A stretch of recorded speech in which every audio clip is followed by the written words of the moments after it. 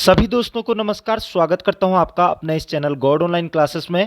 दोस्तों, जैसा कि हम केंद्रीय शिक्षक पात्रता परीक्षा सीटेट की तैयारी कर रहे हैं और आप लोगों के सामने लगातार वीडियो सेशन लेकर के मैं आता रहता हूं। दोस्तों, आज की इस वीडियो में हिंदी भाषा का जो शिक्षण शास्त्र है, इसके ऊपर लगातार तीसरी वीडियो लेकर के आप लोगों के सामने आया हूं। इससे पूर्व मैं सामाजिक अध्ययन का जो शिक्षण शास्त्र है उस पर भी लगभग 21 वीडियो बना चुका हूँ दोस्तों, और 3 मैराथन क्लासेस भी बना चुका हूँ। साथ ही साथ बाल विकास एवं मनोविज्ञान के ऊपर भी लगातार वीडियोस बन रही हैं आप लोगों के लिए, और प्रीवियस क्वेश्चन की जो श्रृंखला है, जो प्रीवियस पेपर हुए थे दोस्तों, उनके ऊपर भी मैं काम कर रहा हूं दोस्तों। तो आप लोग मेरे चैनल पेज पर जा करके सभी सीटेट से रिलेटेड वीडियोस देख सकते हैं। और आज की इस वीडियो में आगे बढ़ने से पहले आप लोगों से एक छोटा सा अनुरोध करूंगा कि अगर आपने अभी तक चैनल को सब्सक्राइब नहीं किया है दोस्तों, तो चैनल को जरूर सब्सक्राइब कर लीजिएगा। तो हिंदी भाषा का जो शिक्षण शास्त्र है, इसके अंतर्गत आपके पास 2 लैंग्वेज होती है दोस्तों। एक या तो हिंदी भाषा फर्स्ट में रहेगी या फिर हिंदी भाषा सेकंड में रहेगी आपके पास। तो कहीं कोई भी भाषा हो आपकी, फर्स्ट हो या सेकंड हो, लगभग जो शिक्षण शास्त्र के क्वेश्चन होते हैं वो एक जैसे होते हैं दोस्तों। और हमें पता है कि एक गद्यांश आता है हमारे पास और एक पद्यांश आता है। लगभग 10 नंबर के क्वेश्चन वहां से आ जाते हैं। बाकी 20 नंबर के हमारे पास पेडागोजी ही आती है हिंदी भाषा के अंतर्गत। तो एक बहुत ज़्यादा इंपॉर्टेंट पार्ट हो जाता है शिक्षण शास्त्र वाला, पेडागोजी वाला दोस्तों, हिंदी भाषा के लिए। तो ये चीज़ें आप लोगों को बाल मनोविज्ञान में भी काम आती हैं, चाहे आप सामाजिक विषय का जो शिक्षण शास्त्र होता है वहाँ पर भी काम आती हैं, क्योंकि काफ़ी सारे क्वेश्चन शिक्षण शास्त्र से रिलेटेड एक जैसे होते हैं दोस्तों। तो उन पर आप विशेष रूप से गहनता से देखेंगे उन क्वेश्चनों को। तो बढ़ते हैं आज के पहले क्वेश्चन की ओर। तो पहला क्वेश्चन आ रहा है दोस्तों कि उच्च प्राथमिक स्तर पर बच्चों के लिए साहित्य का चयन करते समय आप किस बात का सर्वाधिक ध्यान रखेंगे। तो उच्च प्राथमिक स्तर पर दोस्तों बच्चों के लिए साहित्य का चयन करते समय सबसे ज़्यादा किस चीज़ का ध्यान रखना चाहिए। तो यहाँ पर है कि रचनाओं की लंबाई, बच्चों का स्तर और रुचि, सरल भाषा और रचनाकार की प्रसिद्धि। तो देखिए दोस्तों, जो उच्च प्राथमिक स्तर पर बच्चों के लिए साहित्य का चयन करते समय जो सबसे ज़्यादा महत्वपूर्ण ध्यान में रखने वाली बात होती है वो रहती है बच्चों के स्तर और रुचि की। ठीक है, बच्चों का स्तर किस प्रकार का है और उनकी कितनी रुचि है, उस हिसाब से हम क्या कर सकते हैं, साहित्य का चयन कर सकते हैं। ये इसका एग्जैक्ट आंसर हो जाएगा यहाँ पर। नेक्स्ट क्वेश्चन पे चलते हैं। उच्च प्राथमिक स्तर पर हिंदी भाषा सीखने में सबसे कम सहायक है। तो हिंदी भाषा सीखने में सबसे कम सहायक क्या होगा उच्च प्राथमिक स्तर पर, यानी कि कक्षा 6 से 8 के बीच में। तो सबसे कम सहायक क्या होगा हिंदी भाषा सीखने में। तो यहाँ पर है पाठ्य पुस्तकों का प्रयोग, संचार माध्यमों का प्रयोग, अन्य विषयों की कक्षाओं में भाषा पर ध्यान देना, समृद्ध भाषा परिवेश की उपलब्धता। तो देखिए दोस्तों, संचार माध्यमों का प्रयोग, अन्य विषयों की कक्षाओं में भाषा पर ध्यान देना और समृद्ध भाषा परिवेश की उपलब्धता, ये सबसे ज़्यादा क्या होते हैं, भाषा सीखने में सहायक होते हैं। लेकिन इनकी तुलना में पाठ्य पुस्तकों का प्रयोग कम सहायक होता है। ठीक है, तो सबसे कम सहायक क्या हो जाएगा यहाँ पर ऑप्शन के हिसाब से, पाठ्य पुस्तकों का प्रयोग दोस्तों, ये इसका आंसर हो जाएगा, क्योंकि आपने सबसे कम का करना है। क्योंकि संचार के माध्यमों का अगर हम प्रयोग कर रहे हैं भाषा शिक्षण में तो बहुत ज़्यादा इफेक्ट पड़ता है दोस्तों, और अन्य कक्षाओं में भी भाषा पर ध्यान दे रहे हैं अन्य विषयों पर, तो उसका भी इफेक्ट पड़ता है हिंदी भाषा के लिए। और समृद्ध भाषा परिवेश की उपलब्धता तो होनी ही चाहिए दोस्तों। ठीक है, तो सबसे कम यहाँ पर पाठ्य पुस्तकों का प्रयोग होगा, यही इसका आंसर हो जाएगा दोस्तों। नेक्स्ट क्वेश्चन पे चलते हैं। उच्च प्राथमिक स्तर पर हिंदी भाषा शिक्षण का उद्देश्य नहीं है दोस्तों। ठीक है, यहाँ पर नहीं है। ठीक है, सीटेट में वो नीचे अंडरलाइन कर देता है नहीं के, इसलिए आप लोगों को ज़्यादा घबराने की बात नहीं है। ये क्वेश्चन सबसे ज़्यादा गलत होते हैं नहीं तो उच्च प्राथमिक स्तर पर हिंदी भाषा शिक्षण का उद्देश्य नहीं है। ठीक है, निजी अनुभवों के आधार पर भाषा का सृजनशील इस्तेमाल करना, भाषा की बारीकी और सौंदर्य बोध के लिए हिंदी भाषा का व्याकरण कंठस्थ करना, विभिन्न साहित्य विधाओं और ज्ञान से संबंधित अन्य विषयों की समझ का विकास करना, और सरसरी तौर पर किसी पाठ को देखकर उसकी विषय वस्तु का पता करना। ठीक है, तो यहाँ पर देखिए दोस्तों, लगभग सभी ऑप्शन एक जैसे हैं, लेकिन कंठस्थ करना ये थोड़ा एक नेगेटिव पॉइंट बन जाता है दोस्तों। व्याकरण को वो भी कंठस्थ करना, व्याकरण को समझना होता है, कंठस्थ करने की जरूरत नहीं होती है दोस्तों। ठीक है, तो ये उद्देश्य नहीं होगा कि भाषा की बारीकी और सौंदर्य बोध के लिए हिंदी भाषा का व्याकरण कंठस्थ करना, ये उद्देश्य नहीं हो सकता है हिंदी भाषा शिक्षण के लिए। तो ये इसका आपका यहाँ पर आंसर बन जाएगा, बाकी सभी सही हैं। ठीक है, नेक्स्ट क्वेश्चन पे चलते हैं। उच्च प्राथमिक स्तर पर पाठ्य पुस्तकों में दिए गए विभिन्न साहित्यिक विधाओं के पाठ बच्चों को हिंदी भाषा के प्रसिद्ध रचनाकारों से परिचित कराते हैं, हिंदी भाषा में साहित्य सृजन के लिए प्रेरित करते हैं, दर्शाए सभी विकल्प सही हैं और हिंदी भाषा की विभिन्न रंगतों से परिचित कराते हैं। तो जितने भी साहित्य विधाएं दे रखी होती हैं उच्च प्राथमिक स्तर पर, तो दोस्तों वास्तव में प्रसिद्ध रचनाकारों से भी परिचित कराते ही हैं, साहित्य सृजन के लिए भी प्रेरित करते हैं और विभिन्न रंगतों से भी परिचित कराते हैं। तो इसका आंसर हो जाएगा दर्शाए सभी विकल्प सही हैं। तो ऑप्शन नंबर सी यहाँ पर दे दिया है उसने, ठीक है। तो कभी इस तरीके से भी दे देता है, तो ये आंसर हो जाएगा आपका यहाँ पर। नेक्स्ट क्वेश्चन पे चलते हैं। कक्षा में बहुभाषिक और बहुसांस्कृतिक संदर्भों के प्रति संवेदनशीलता का विकास करना, ठीक है, हिंदी भाषा शिक्षण के प्रति अरुचि का कारण है, हिंदी भाषा शिक्षण में एक जटिल समस्या है, हिंदी भाषा शिक्षण में एक मुख्य उद्देश्य है, भाषा नीति की जटिल समस्या है। तो देखिए दोस्तों, जो नेगेटिव पॉइंट होते हैं उनको हमेशा से क्या कर देना चाहिए, मैं हर वीडियो में आपको बताता रहता हूं कि उनको आप सीधा सीधा डायरेक्ट हटा देना चाहिए। तो अरुचि पैदा करना ये हट गया है दोस्तों, जटिल समस्या ये हट गया दोस्तों, ठीक है। यहाँ पर भी जटिल समस्या ये हट गया है दोस्तों। तो हिंदी भाषा शिक्षण में एक मुख्य उद्देश्य है बहुभाषिक और बहुसांस्कृतिक संदर्भों के प्रति संवेदनशीलता का विकास करना, ये मुख्य उद्देश्य है दोस्तों।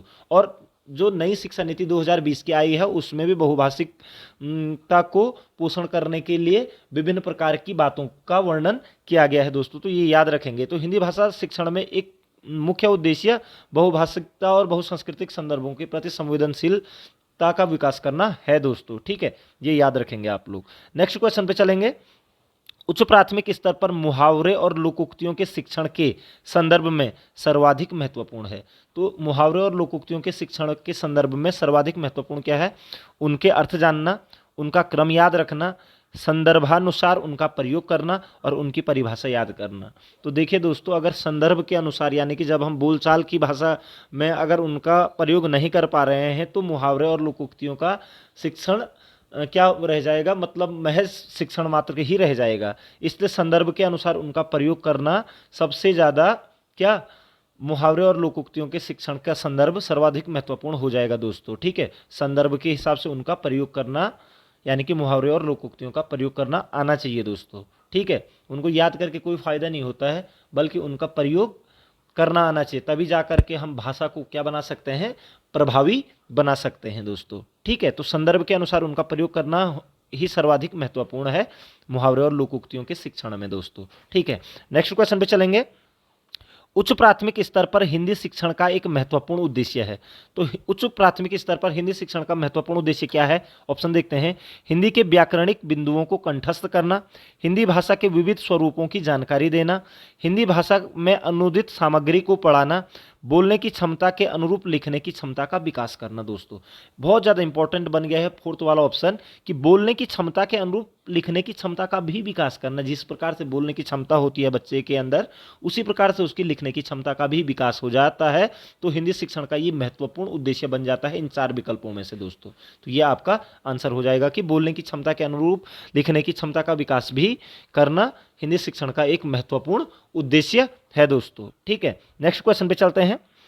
कक्षा का बहुभाषिक संदर्भ यह मांग करता है कि, बहुभाषिकता पर क्वेश्चन आएंगे दोस्तों आप लोगों के सामने और ये देख लीजिएगा आप। कक्षा का बहुभाषिक संदर्भ यह मांग करता है कि बच्चों को मातृभाषा में को ही पढ़ाया जाए, बच्चों की मातृभाषा को ही पढ़ाया जाए, बच्चों को 4-4 भाषाएं पढ़ाई जाएं, बच्चों का भाषा आकलन बिल्कुल न हो, बच्चों की मातृभाषा को कक्षा में स्थान दिया जाए। तो देखिए दोस्तों, मातृभाषा को ही पढ़ाया जाए ये फोर्सफुल्ली हो रहा है, इसलिए ये क्वेश्चन यहाँ पर, जबकि मातृभाषा में पढ़ाने की बात हो रही है, ठीक है, लेकिन को ही पढ़ाया जाए इसका मतलब कि अन्य भाषाओं को ना पढ़ाया जाए, ठीक है ना। तो ये फोर्सफुल्ली हो रहा है, इसलिए ये आंसर गलत हो गया। बाकी 4-4 भाषाएं पढ़ाने का कोई औचित्य नहीं है। भाषा आकलन बिल्कुल ना हो, ये भी बिल्कुल गलत है, लेकिन बच्चों की मातृभाषा को कक्षा में स्थान दिया जाए, ये सबसे ज़्यादा महत्वपूर्ण बात हो जाती है बहुभाषिकता संदर्भ में, ठीक है। क्योंकि कोई भी क्वेश्चन होता है, अगर उसको हम बच्चों को उनकी भाषाओं के अनुरूप बोलने के लिए कहते हैं तो बहुभाषिकता का प्रमाण मिलता है हम लोगों को, ठीक है। तो बच्चों की मातृभाषा को कक्षा में स्थान दिया जाए, उनकी उपेक्षा न की जाए, ठीक है। यही बहुभाषिकता संदर्भ की मांग है दोस्तों, ठीक है। नेक्स्ट क्वेश्चन पे चलेंगे। बच्चों में पढ़ने लिखने की कुशलता के विकास में सर्वाधिक सहायक है, पढ़ने लिखना, ठीक है दोस्तों, दोनों ही चीज की बात हो रही है। पढ़ने लिखने की कुशलता के विकास में सर्वाधिक सहायक है श्रुत लेख का कार्य, कहानी पढ़कर सवाल बनाना, प्रदूषण पर निबंध लिखना सुलेख का कार्य है। तो देखिए दोस्तों, पढ़ने और लिखने की कुशलता के विकास में सबसे ज़्यादा सहायक क्या होगा? कहानी पहले पढ़ी और उसके बाद उन पर क्वेश्चन बनाइए या सवाल बनाइए, ये सबसे ज़्यादा इंपॉर्टेंट है। तो दोस्तों, अगर आपको वीडियो पसंद आ रही है तो आप लाइक करना ना भूलिएगा, जरूर कीजिएगा, और अपने दोस्तों के साथ भी शेयर जरूर कीजिएगा दोस्तों। नेक्स्ट क्वेश्चन पे चलते हैं। उच्च प्राथमिक स्तर पर बच्चों के लिखित अभिव्यक्ति का विकास करने में सबसे कम सहायक है। अब सबसे कम की बात हो रही है दोस्तों यहाँ पर। तो उच्च प्राथमिक स्तर पर बच्चों की लिखित अभिव्यक्ति का विकास करने में सबसे कम सहायक है। अपने बचपन की कोई ऐसी घटना लिखो जब शरारत करने पर डांट पड़ी हो। अगर तुम्हारे घर में किसी कोने में चिड़िया अपना घोंसला बना ले तो तुम क्या करोगे? नादान दोस्त कहानी का अंत परिवर्तन करते हुए कहानी को अपने शब्दों में लिखो और कविता की अधूरी पंक्तियों को देखकर पूरा करो। तो देखिए दोस्तों, सबसे कम सहायक जो होगा वो यही होगा कि कविता की अधूरी पंक्तियों को देखकर पूरा करो। देखकर पूरा करने से उसका क्या नहीं होगा, क्योंकि वो लिख लेगा वैसे ही, ठीक है ना, कविता की पंक्तियों को, लेकिन उसका लेखन विकास नहीं हो पाएगा दोस्तों, अभिव्यक्ति का विकास नहीं हो पाएगा। लेकिन यहाँ पर हर ऑप्शन में क्या है कि घटना के बारे में लिखिए, जब आपको शरारत में डांट पड़ी थी, या चिड़िया का घोंसला बना लिया है तो आप क्या करोगे, इस पे भी उसने अपनी अपनी अभिव्यक्ति निकालनी है, या नादान दोस्त कहानी का अंत परिवर्तन करना है और उसको अपने शब्दों में लिखना है। तो ये तीन ऑप्शन जो ऊपर के हैं, ये कहीं ना कहीं अभिव्यक्ति के विकास के लिए क्या है, लिखित अभिव्यक्ति के विकास के लिए सबसे ज़्यादा महत्वपूर्ण है। लेकिन कविता को देख करके उसकी पंक्तियाँ पूरी करना, ये लिखित अभिव्यक्ति का विकास में सहायक नहीं होगी दोस्तों। तो आपका आंसर यहाँ पर बन जाएगा ये, ठीक है। नेक्स्ट क्वेश्चन पे चलते हैं। राधिका 7वीं कक्षा में पढ़ाती है। वे बच्चों को नाम संबंधी कुछ उदाहरण देती है, फिर संज्ञा के बारे में समझाती है। राधिका द्वारा प्रयुक्त विधि है। अब आपको पता ही है, सारे नाम तो संज्ञा होते हैं, ठीक है, और संज्ञा के बारे में वो किसी पहले नामों के बारे में बता रही है और उसके बाद संज्ञा के बारे में समझाती है। तो राधिका द्वारा प्रयुक्त विधि कौन सी है? आगमन विधि, सूत्र विधि, भाषा संसर्ग विधि या निगमन विधि। तो देखिए दोस्तों, यहाँ पर हो रहा है क्योंकि पहले उदाहरण दिए जा रहे हैं, यानी कि नामों पर चर्चा की जा रही है और उसके बाद संज्ञा की बात की जा रही है। इसका मतलब क्या है, पहले उदाहरण दिए जा रहे हैं और उसके बाद नियमों की बात हो रही है। तो ये सारी चीज़ें होती हैं दोस्तों आगमन विधि के अंतर्गत दोस्तों। तो इस तरीके से आप लोग समझ सकते हैं। प्रीवियस वीडियोस में मैं आगमन निगमन विधि के ऊपर काफ़ी सारी चर्चाएं कर चुका हूं दोस्तों, ठीक है। नेक्स्ट क्वेश्चन पे चलेंगे। उच्च प्राथमिक स्तर पर बच्चों के भाषा प्रयोग का आकलन करने में सबसे कम प्रभावी है। तो उच्च प्राथमिक स्तर पर बच्चों के भाषा प्रयोग का आकलन में सबसे कम प्रभावी क्या होगा? यहाँ पर है अवलोकन, बातचीत, जांच सूची या पोर्टफोलियो। तो अवलोकन, बातचीत और पोर्टफोलियो बहुत जरूरी होते हैं दोस्तों, लेकिन जांच सूची का कोई फर्क नहीं पड़ेगा दोस्तों। कम प्रभावी है जांच सूची, क्योंकि जांच सूची हमने बना भी दी है तो उसका क्या प्रभाव है, वो हमारे लिए होती है, ठीक है। तो जांच सूची कम प्रभावी है। बाकी अवलोकन, बातचीत करना और पोर्टफोलियो तैयार करना ये प्रभावी होते हैं दोस्तों भाषा प्रयोग के आकलन के लिए, ठीक है। नेक्स्ट क्वेश्चन पे चलेंगे। अपनी मातृभाषा में किसान पर लिखी गई कविता को अपने मित्रों और शिक्षकों को सुनाओ, ठीक है। हिंदी भाषा की पाठ्यपुस्तक में यह प्रश्न, ठीक है। अपनी भाषा, अपनी मातृभाषा की बात हो रही है दोस्तों, ठीक है। याद रखिएगा, जब भी अपने शब्दों में अपनी मातृभाषा की बात होगा तो याद रखिएगा वहाँ पर बहुभाषिकता की बात की जाएगी दोस्तों, ठीक है। याद रखिएगा, वो बहुभाषिकता को ये कह सकते हैं कि बढ़ावा दे रहा है जब भी अपनी भाषा में हम बात करते हैं। तो यहाँ पर वही है कि अपनी मातृभाषा में किसान पर लिखी गई कविता को अपने मित्रों व शिक्षकों को सुनाओ।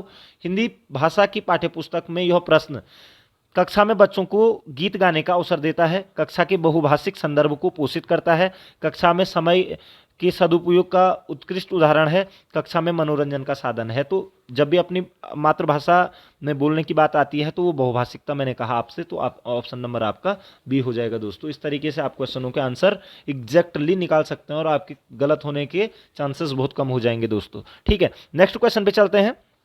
उच्च प्राथमिक स्तर पर बच्चों के भाषा आकलन में सर्वाधिक प्रभावी प्रश्न है, ठीक है। तो उच्च प्राथमिक स्तर पर बच्चों के भाषा आकलन में सर्वाधिक प्रभावी प्रश्न क्या है? बादलों के घिर आने पर कवि किसान को उठने के लिए क्यों कहता है, ठीक है। जब हरा खेत लहराएगा तो क्या होगा?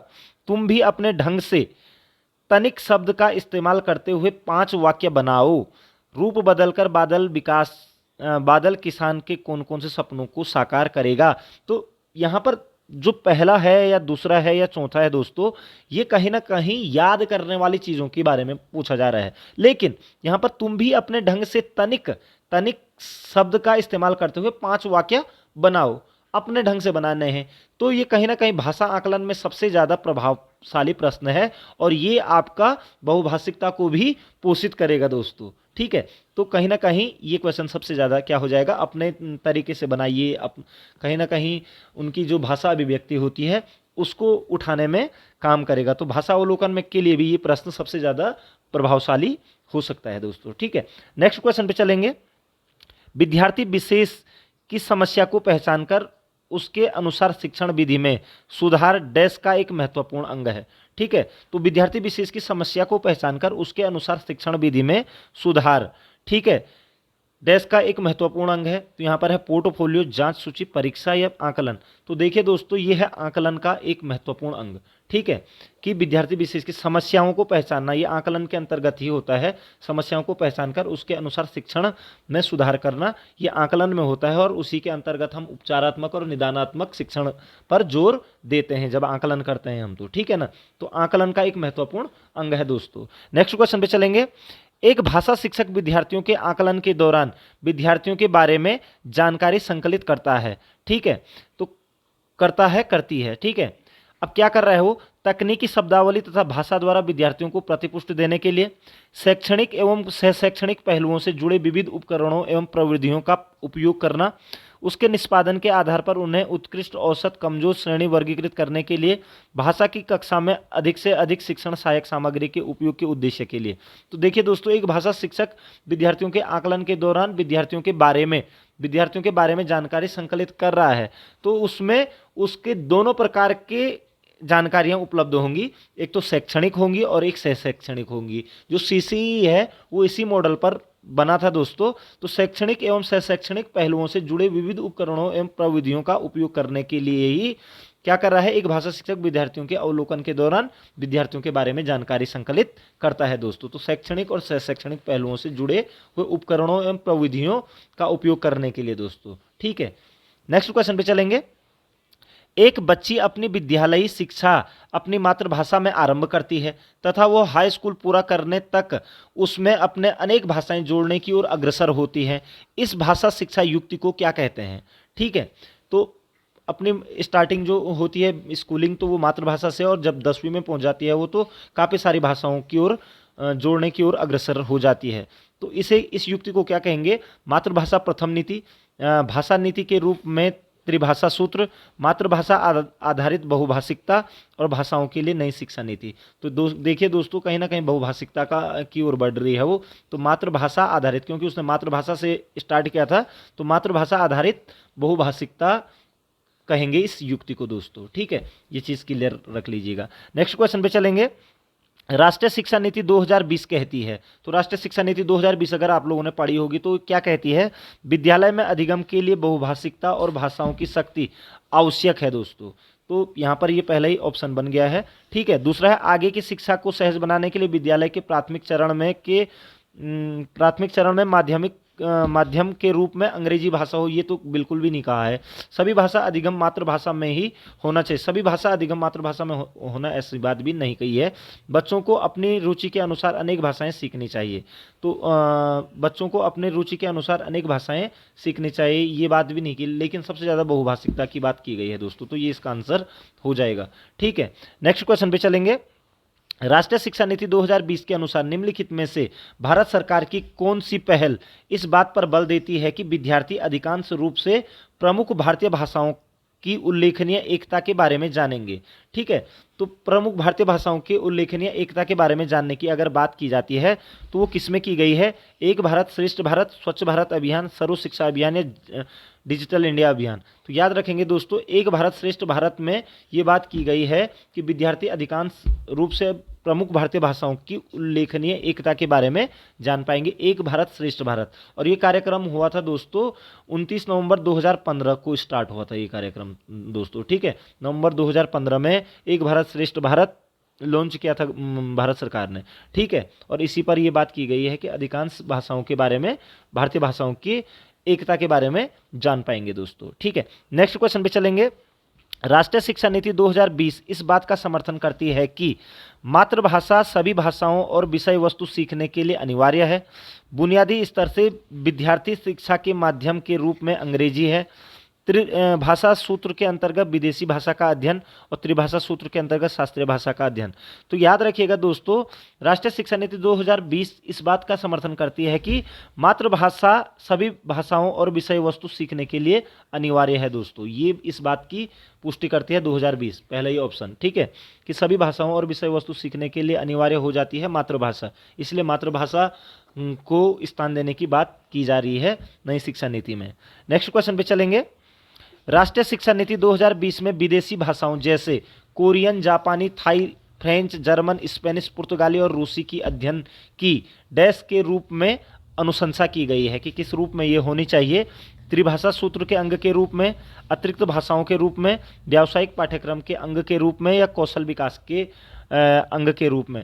तो याद रखिएगा दोस्तों, जो भी विदेशी भाषाएं हैं उनको अतिरिक्त भाषाओं के रूप में रखा गया है दोस्तों, के रूप में अनुशंसा की गई है कि अतिरिक्त भाषाओं के रूप में अगर कोई सिखाना चाहता है तो इनको भी सीख सकता है, जो विदेशी भाषाएं हैं दोस्तों। नेक्स्ट क्वेश्चन पे चलेंगे। सचिन कुछ विशेष सूचना जानने के लिए कोई एक पाठ्य सामग्री पढ़ता है, इस प्रकार के पठन को क्या कहते हैं? तो कुछ विशेष सूचना जानने के लिए एक पाठ्य सामग्री पढ़ता है वो, तो इस प्रकार के पठन को क्या कहेंगे? बारीकी से पठन, सरसरी तौर पर पठन, द्रुतगामी पठन या गहन पठन। तो याद रखेंगे दोस्तों, जब किसी सूचना जानने के लिए कोई पाठ्य सामग्री पढ़ी जाती है तो इस प्रकार के पठन को कहा जाता है बारीकी से पठन कहा जाता है उसको। दोस्तों याद रखेंगे, बारीकी से पठन। जब भी कोई सूचना जानने के लिए कोई पाठ्य सामग्री पढ़ी जाती है तो उसे बारीकी से पठन कहा जाता है। नेक्स्ट क्वेश्चन पे चलेंगे। प्राथमिक स्तर पर पढ़ना सीखने में सबसे कम महत्वपूर्ण है। तो प्राथमिक स्तर पर पढ़ना सीखने में सबसे कम महत्वपूर्ण क्या है? अनुमान लगाना, संदर्भानुसार अर्थ, अक्षरों की पहचान या पढ़ने का उद्देश्य। तो देखिए दोस्तों, अनुमान लगाना, संदर्भानुसार अर्थ का भी पता होना चाहिए और पढ़ने का उद्देश्य ये होना, लेकिन अक्षरों की पहचान सबसे ज़्यादा महत्वपूर्ण नहीं होती है दोस्तों प्राथमिक स्तर पर। तो अक्षरों की पहचान कम महत्वपूर्ण है दोस्तों, ठीक है। बाकी अनुमान लगाना, संदर्भानुसार अर्थ निकालना और पढ़ने का उद्देश्य के बारे में थोड़ा बहुत जानकारी प्राप्त होना, ये महत्वपूर्ण है, ठीक है। लेकिन अक्षरों की पहचान उतना ज़्यादा महत्वपूर्ण है। यद्यपि अक्षरों की पहचान भी महत्वपूर्ण है लेकिन ज़्यादा नहीं है ऑप्शन के अनुसार, ठीक है दोस्तों। नेक्स्ट क्वेश्चन पे चलेंगे। जब पाठक पाठ्य सामग्री का केंद्रीय भाव तथा सार खोजने के लिए तीव्रता से पढ़ता है और लेखक के उद्देश्य तथा लिखने की व्यवस्था को समझना चाहती है तो यह प्रक्रिया के अंतर्गत आता है, ठीक है। तो जब केंद्रीय भाव को जानने के लिए तीव्रता तेजी गति से पढ़ा जाता है, जब कोई पाठक पढ़ता है और उसके उद्देश्य को लिखने की व्यवस्था को समझना चाहता है तो ये किस प्रक्रिया के अंतर्गत आएगा? तो यहाँ पर है स्क्रीमिंग रीडिंग, स्कैनिंग रीडिंग, गहन रीडिंग या विस्तारित रीडिंग। याद रखिएगा दोस्तों, जब भी केंद्रीय भाव या सार को जानने के लिए पढ़ा जाता है उसे कहा जाता है स्कीमिंग रीडिंग। याद रखिएगा, स्कीमिंग रीडिंग क्या कहा जाता है? स्कीमिंग रीडिंग कहा जाता है जब भी किसी के सेंट्रल आइडिया या सार को खोजने के लिए पढ़ा जाता है कोई पाठ्य सामग्री, तो उसे स्कीमिंग रीडिंग कहा जाता है दोस्तों। इंपॉर्टेंट क्वेश्चन है, आ सकता है। नेक्स्ट क्वेश्चन पे चलेंगे।